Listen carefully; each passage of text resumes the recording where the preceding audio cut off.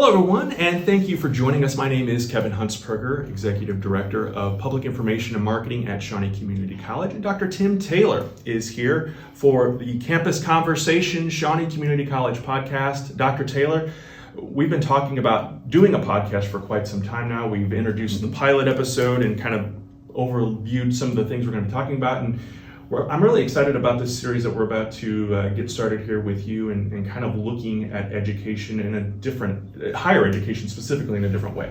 Yeah, I think it's important for all higher education institutions to kind of reflect about what's happened with higher education in the past and what kind of technologies and ideas are emerging within the communities now and how it's reshaping the workplaces, and then kind of figure out from a strategic perspective, how do we move those colleges towards a bigger, broader vision that can support our community and our students in economic growth and in personal growth.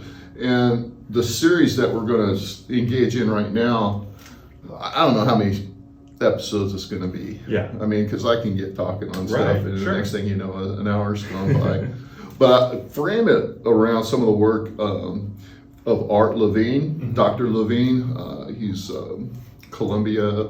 He was a dean of Columbia College, I believe. He's very articulate. He's way better at this than I am. But I went to a Higher Learning Commission seminar for presidents a couple years ago, and he was the keynote speaker. And the way he framed out his understanding of these topics kind of resonated with me, because there were things that I've been thinking about for many years and things that I had noticed within. He used some of the same examples that I had thought through, with Netflix and streaming services and things like that. And so I kind of felt like he had a very nice way of packaging the content in a way that people could really understand it. And so I'm going to kind of, in some ways, I don't want to say steal his work, but I definitely want to give him credit for Sure. it. And Van Pelt, Scott Van Pelt was also a writer, so I don't know how they contributed, but I think I'm going to put my own kind of focus on it and how I think it impacts Shawnee College. Mm-hmm. Because if you've seen our strategic plan, it's like 150 pages. It seems kind of intimidating, probably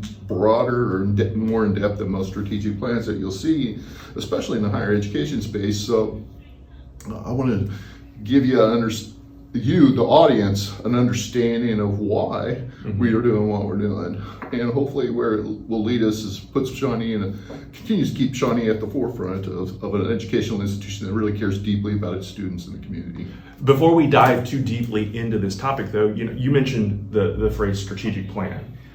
For people who, maybe students, maybe community members who aren't as high or as knowledgeable about the higher ed vernacular, what exactly is a strategic plan, and briefly touch on what Shawnee is all about. So a strategic plan tends to look at an organization's strengths and its areas for improvement, its challenges, and then it develops initiatives to make it better, to make us stronger, to make us more focused, to make us better content for consumers to consume. And so we put together initiatives that we've identified that's based on where we want to be as an institution, and then we just execute those initiatives moving forward. Now, the reason that we do that is because everybody has limited resources. Shawnee's no different, and we want to make sure that we're using our resources in a way that that helps us grow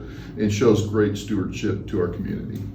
And, as we move forward, again, if you have questions, if you have comments or concerns, let us know. Weigh in on wherever you're listening to this podcast or watching the video for this podcast on YouTube. And, of course, reaching out to us through the Shawnee Community College website, shawneecc.edu, is a great way to communicate with myself, with Dr. Taylor, or anyone else who is associated with Shawnee Community College.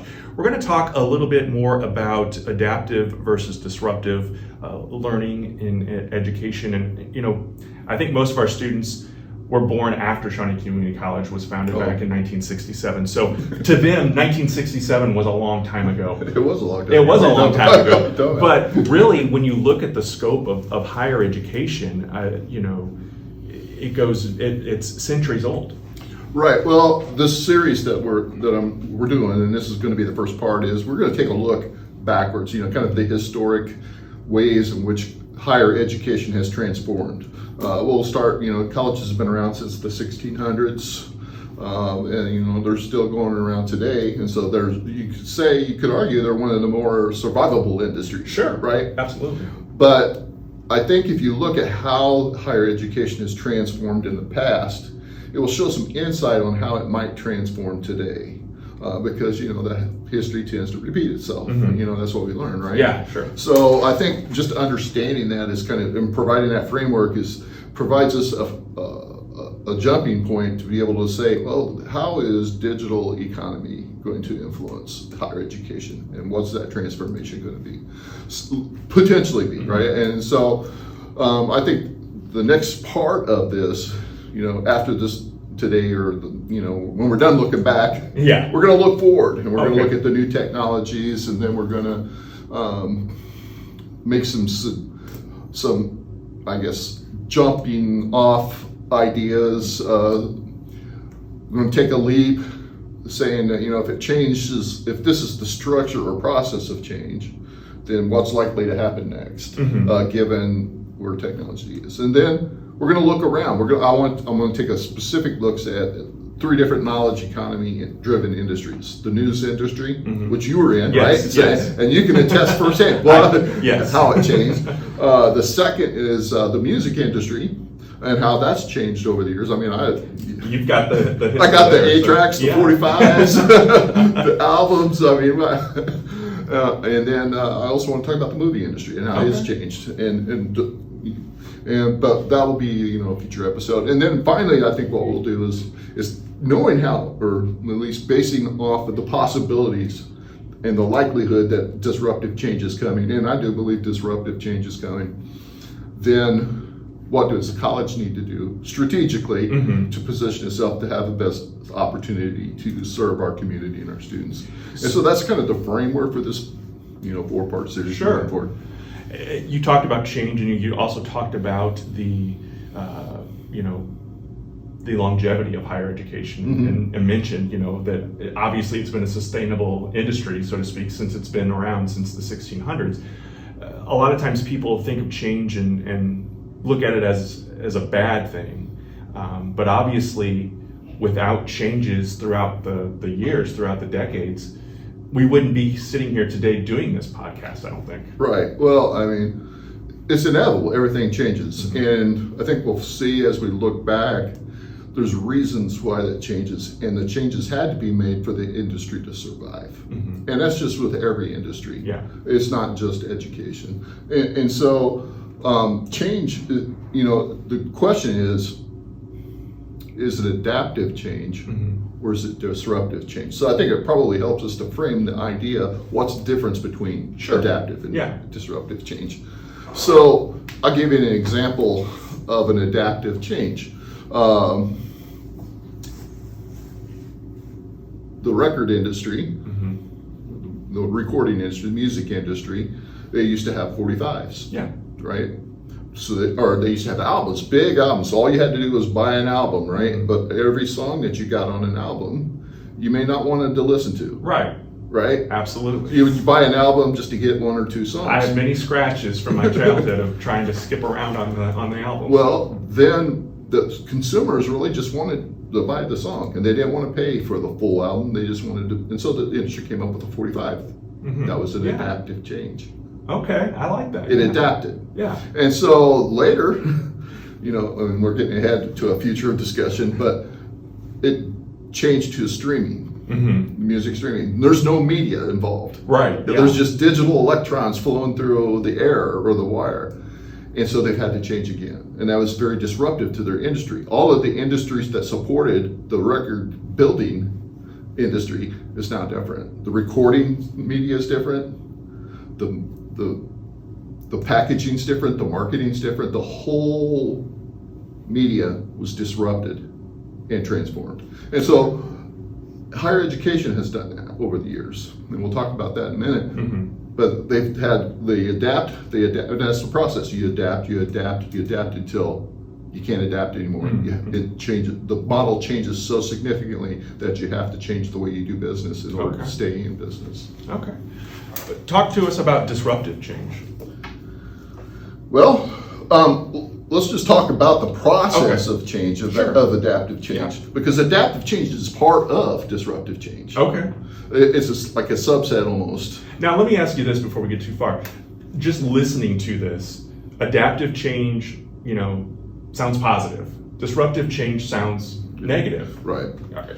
Well, I guess you'll differentiate that for us? Well, it's your perspective, I suppose. It's an individual's perspective. Disruptive means that you're just going to have to do things way differently than you've done before. Okay. And because people don't like to do things differently, in general, it becomes negative. It's not really negative. It depends on your perspective. Sure. If you're the consumer who likes streaming audio, you love that disruptive change. If you're the content creator who's done that, you probably eventually love the disruptive change because now you can do it more quickly, cheaply, easier, and so on. But the process of getting there was hard. It was, you had a lot of struggles. The process of disruptive changes is what's negative mainly. But I think people's perception of it doesn't have to be a bad thing. It could be a good thing. And if we can, as a college, look at this as an opportunity to do things more cheaply, better, create better learning outcomes for our students in our community in a way that's going to help our economic area grow, then we can do wonders with disruptive change. How important is it for a community college, and I'll go specific with Shawnee Community College, especially in the primary 5 counties that we serve? We have seen a population decline in this area, Southern Illinois in general, the state of Illinois in general. How important is it, though, that the college be a part of that machine that moves us forward and does implement these changes? It's more important now for higher education, not just Shawnee College, but I'm going to say for Shawnee Community College in our 5 county service area, it's the most important thing for us to do because we've transitioned from the industrial economy of the 1900s to an information economy in the late 90s, early 2000s. But now with the new technology, you just keep wanting to get into the future part of this. I need to put the brakes. But we're really with AI and Google information, we've already passed that. We're into the knowledge economy, the knowledge application economy. And as it relates to knowledge and knowledge application and knowledge growth, we are the industry that provides that. In the past, in the industrial area, it's the steel industry. Building steel so that we can build rail, so we could go across the country. Electrical, Thomas Edison invented the light bulb, the telegraph. Yeah. Those were technologies that were not driven by education. Those were driven by outside of education in the business community. In the knowledge economy, we are the creators. We are the providers. And so that's why it's important for education institutions to look at these things and transform. Because if we don't, there's just a bunch of competition. I think there's organizations like now, Credly badges, right? Straighter Line. I mean, there's just a ton of them right now that are seeing education and knowledge as growth potential, a growth market. And you're going to see private investment into those kinds of institutions. Now, how that plays out in the future is kind of debatable, but there's going to be a lot of competition to be part of this knowledge economy, and higher education needs to lead that charge. So how do we get there? Let's go back and take a look and kind of give our viewers and our listeners a progress report of sorts. So let's talk about this process of adaptive versus disruptive change. I would say there's probably about 6 steps, at least Levine and Van Pelt would argue there are 6 steps, and I think they seem right to me too. First is public demand for they emerge. What is public saying about higher education right now? From what I hear, there's a lot of negativity surrounding it. So what are they saying? It's too costly. Too costly. Not getting. No, good it's not. We're jobs. not teaching the right things. Yeah. You know, if you could go to any website and say what's wrong with higher education, and get 10 million articles that say what's wrong with higher education. The public is wanting more accountability. The government's imposing strict rules and regulations on colleges that they have to perform, and so the public. It starts with the public outcry. And it started with the public outcry back in the in the industrial age, when it went from in 1600s. Mm-hmm. There was only like 4 or 5, maybe 11 colleges, universities, and their curriculum was strictly Aramaic, Greek, Latin, some geometry. I mean, basically the methods of teaching was 5 days a week, 8 hours a day.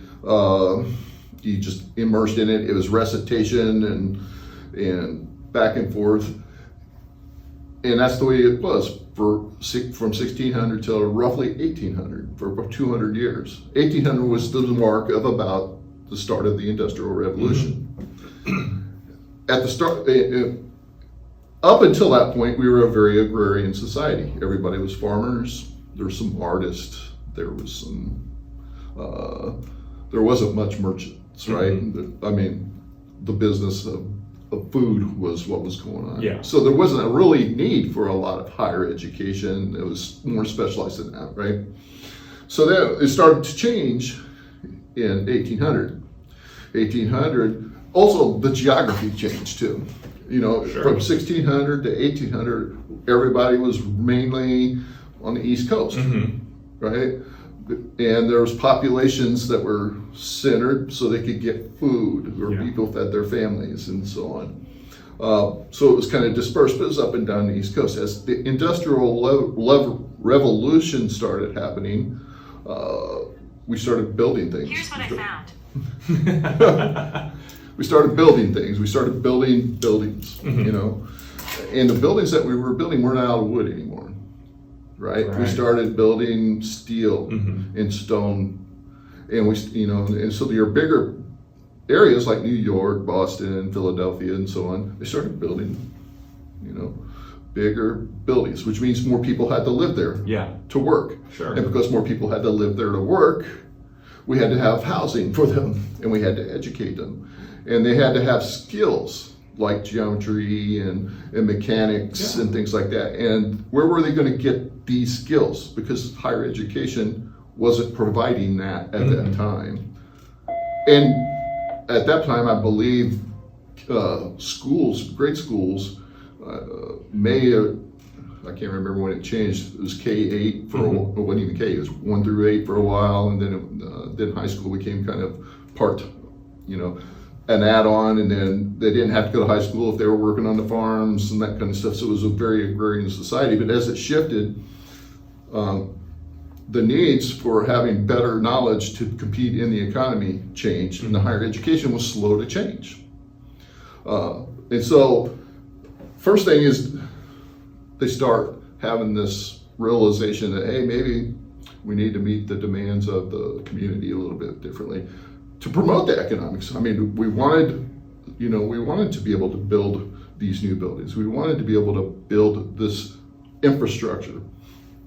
So at the start of the 1800s, all the population was up and down the coast of the East Coast, and as we started building, by the mid 1800s, you start seeing these mega cities pop up, and then new technology was invented called the railroad. Yeah. Right. And the rail needed steel. And to build steel, we had to have people who understood chemistry, who understood how to make the steel, and then figure out logistics, how to ship the steel. And then we had to have people who took the steel and put it in the track and then ran it across. By the end of the Industrial Revolution, we had rail all the way across the country. Yeah. So we were from Atlantic to Pacific. Yeah. And not just on the East Coast. Yeah. It was nationwide. Another piece of technology that happened, telegraph. Yeah. Before, how did we get messages from one place to another? We gave it to somebody, and they ride it on a horse, and it took them days to deliver a letter. Yeah. And then if you had a response, it'd take days to get back. Well, telegraph changed that, because now you can just go on the wire. Yeah. You can communicate almost instantaneously. And so the way we communicated changed. And because the way we communicated changed, higher education had to support that, right? Yeah, absolutely. It had, what did we have to do to get this wired from here to here? We had to create a system for communicating, I forget what it's called, the dots. Oh, Morse code? Morse code, yeah, Morse code. And so, we had, those things had to be created, and people evolved and adapted. After telegraph, what a great Alexander Graham Bell invent? The telephone. The telephone. And so that was a technology that shifted. Right. And that changed the way we communicated again, all within a span of about 30 or 40 years, very quickly, right? Yeah, it's crazy to think about. If you think about living at that time, it just seemed dramatic. Yeah. Oh my gosh, I can communicate with my family that's now living 150 miles away. I can talk to them today. Yeah.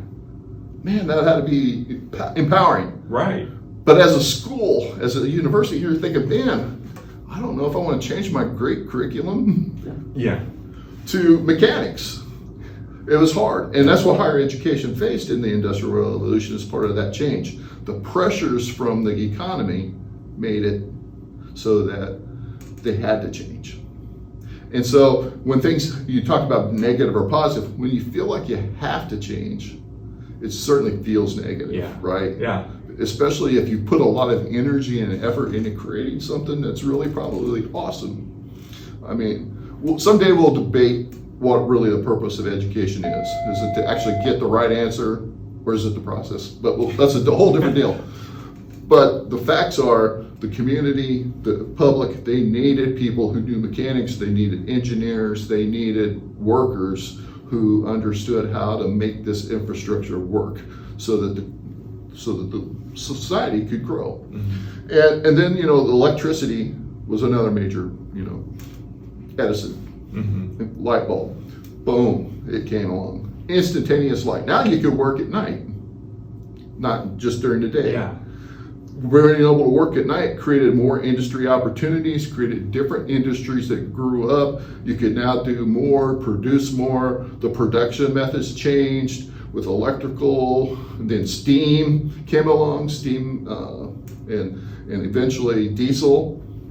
I mean, all of those technologies transformed our society and our economy in a way that higher education had to provide those workers or help workers get those skills so that we could continue to be successful and move forward in the future.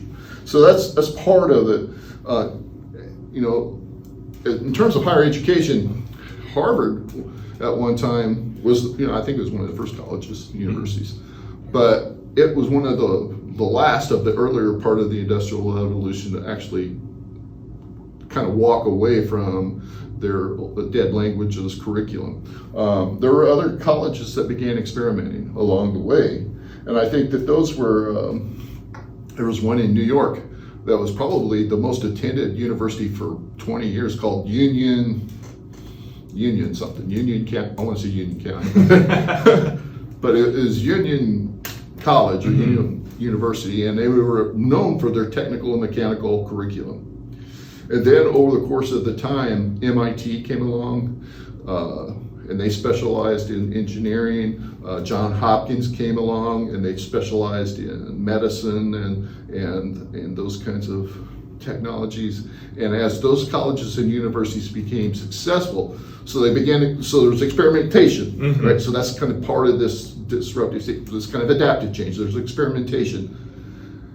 And they eventually created this situation where there was a tipping point and other universities had to jump on board. Now there's always, along the way, there's detractors. Sure, absolutely.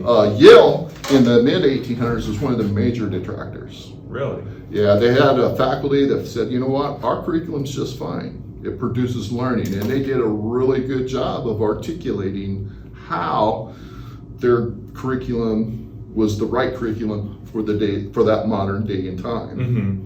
And it held a lot of education institutions back for 40 or 50 years because they were able to convince a lot of the policymakers, Yeah, that was going to be my next question is, who's making these decisions? Was this a collaborative thing, or were these universities kind of going rogue and doing their own thing? And it sounds like in this case they may have been.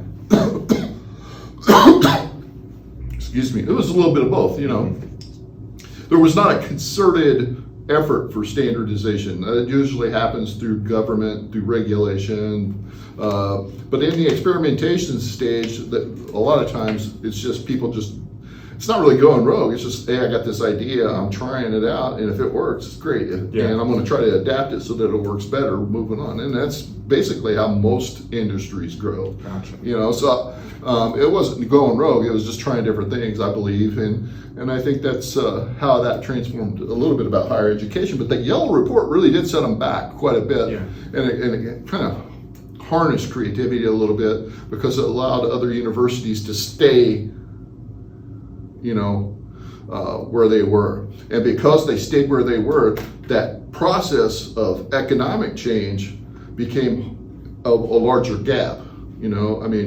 If you were to change along with the economy, it's not as much of a change when it becomes something where you just have to totally do something new. But if you wait and that gap keeps getting bigger, then it becomes a very dramatic change at the end of it. So I think that Yale report really did kind of put higher education back probably about 20, 30 years, maybe 40. But it did slow the pace of changes. So you'll see that. And you hear that even within our own institution, right? Sure. Hey, well, we've done it for 20 years. Yeah. That works. Yeah. I know it works. Okay. It might have worked, but we have to really ask ourselves, does it work now? Mm-hmm. And is it going to continue to work in this new economy? How do you see that working? And so those are the kinds of conversations that we want to have, Sure. certainly with our teams. But after a while, though, some best practices start to emerge, right?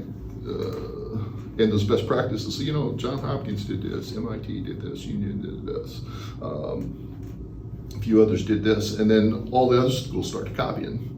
All of them started adding chemistry, mechanics, physics, those kinds of things to their curriculum, and so the best practices started to diffuse throughout the industry, and that's what will happen, I think, in the future with higher education. Is some organizations are going to say, hey, you know what, that worked. Mm-hmm. Let's do that. Yeah. Education is great for duplicating that, right? Yeah. And so I think that happens. And then once the best practices start to diffuse, that's when the governments get involved and they say, let's put some standardization in place. And that happened in the Industrial Revolution. We never had the Carnegie unit until like 1906. So credit hours wasn't a thing. We didn't have units. Okay. We didn't have credits. Mm-hmm. We standardized that. So somebody's come along and said, 10 weeks is the count. 15 hours, 5 days a week, or something like that, becomes a credit. And so pretty soon that those standardizations come in, and then the government says, and then we're going to put, if you do these things, we'll give you this kind of funding. And then that standardization process comes in. And once that standardization starts to happen and the best practices have emerged, then the institution is disrupted completely. It's changed completely and it's ready to go. And then once that happens, then it can be scaled and integrated throughout the economy. So that's kind of the process of change, of adaptive versus disruptive change. But I think that's where we're at. We're in the middle of that somewhere right now. Okay. I think there's certainly been a knowledge outcry. There's certainly been a public outcry for changing our curriculum, right? There's certainly been a public outcry for creating higher education, learning opportunities in ways that are more personalized, right, for individuals. There's certainly been experimentation where there's been online learning has made a dramatic impact. Well, we've kind of adapted. Is it doing well? Some will do it better than others. Right now, there's about 5 major institutions that lead the nation in online learning. Southern New Hampshire's probably the top enrolled. Yeah. Arizona State's really good. Western Governors, Phoenix, what's the fifth one? Purdue University Online. And so they had those 5 institutions probably enroll, I'm saying 60, 70%, maybe 80% of the nation's online learners. Wow. And so that's why I think that we're kind of in that practice stage. What's working? We're going to learn from those 5 institutions. Maybe a 6th or 7th will emerge pretty soon. Probably will, and they'll have a little bit different spin, and it'll be more effective. You know? Yeah, it's a friend of mine was recently telling me the story. His daughter is college age, and she was going to the University of Missouri in Columbia, and she figured out that, hey, I can do this online, and if I'm doing it online, I can live anywhere. And she's always dreamed of living in Florida. So she's moved to Tampa and is going to University of Missouri online. And, 30 years ago when I was in college, the internet wasn't the internet that we know today was not a thing. And so the idea that, just in 30 years, how far we've come, and even probably less time than that, but it's amazing to think, and it's exciting to also be a part of this now and working in higher education with Shawnee Community College, of the possibilities that are out there that we can take and learn the lessons from the past, from even back in the 1600s and how it's evolved to today, and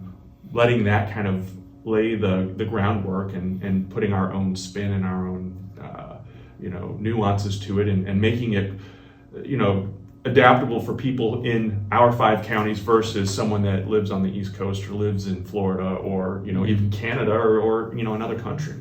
Yeah, I think one of the things that has distinguished American education system over European or Asian education systems over the years is our ability to create learners that were creative thinkers, creative people who could create.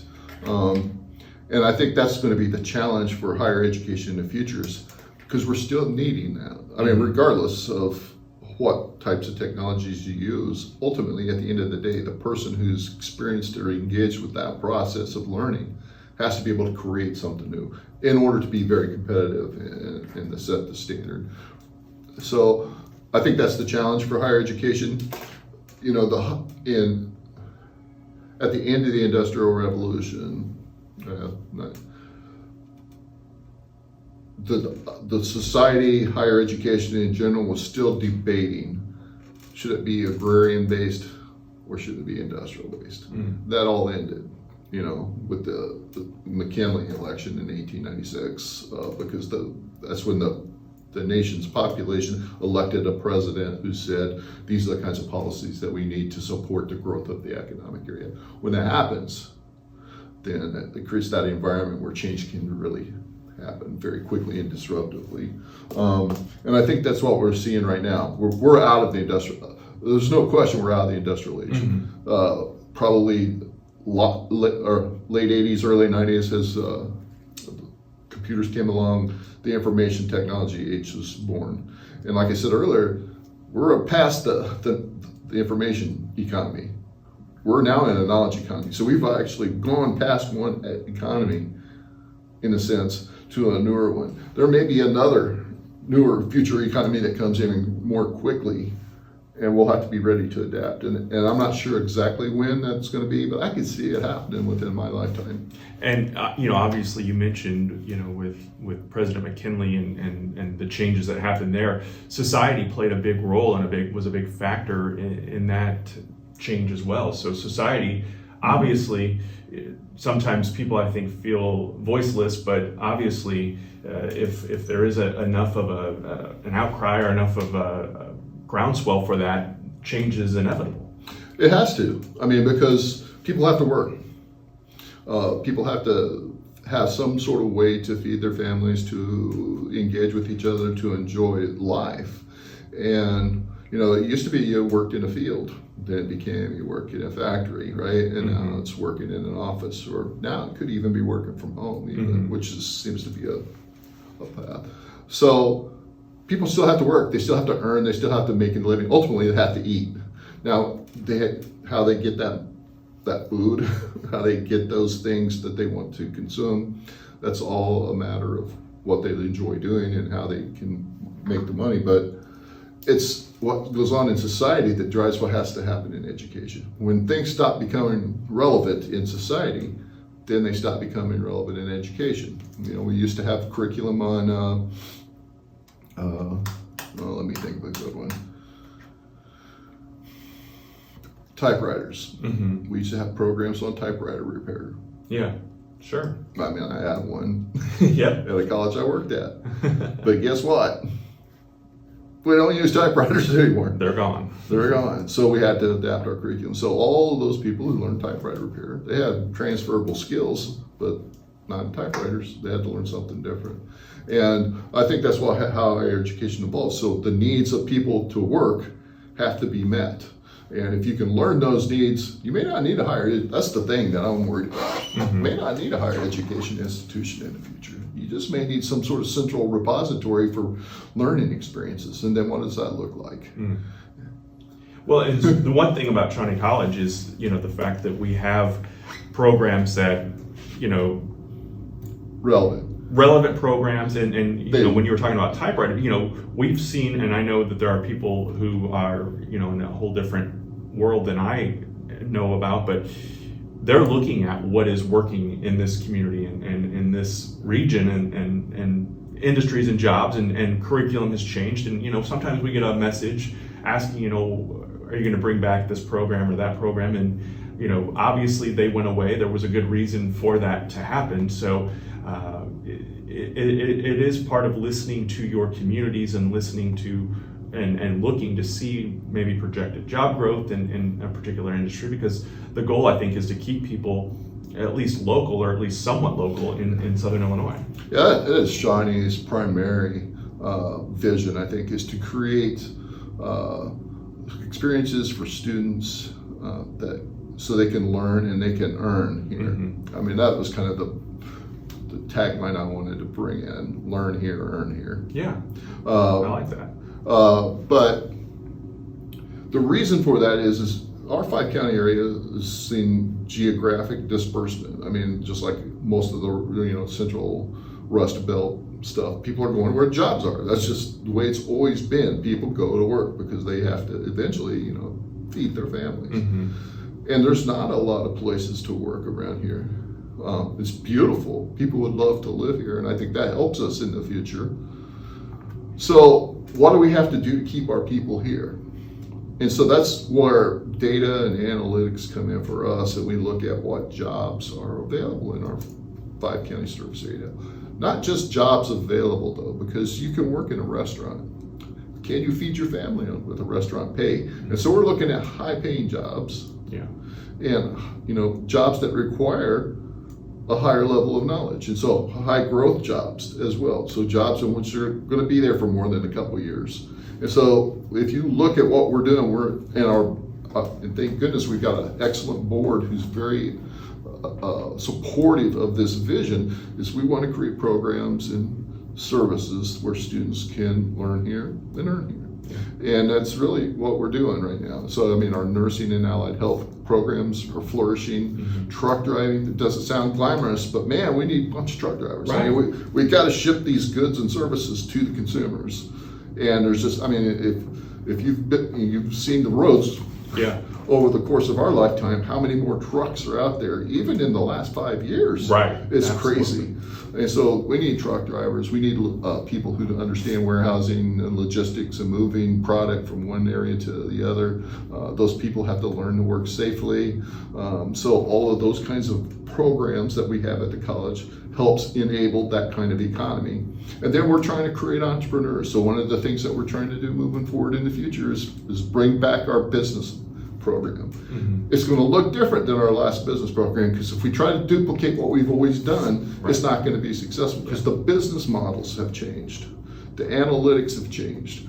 The way people consume education is starting to change. We're going to do it differently. So if you look at what Shawnee does and what I think other higher education institutions need to do, they need to take a look at the people that they serve, the region. Mm-hmm. What is it the region needs? And what can we provide that region so that we can create the next entrepreneur? or we can create the next, we're probably not going to create the next Amazon, but we could create businesses, small businesses that can flourish and thrive and earn here. Yeah. And the more we do that, then the more attractive this becomes, and then the population starts to come back because they come back to where the work is. Yes. So that's kind of the vision for Shawnee.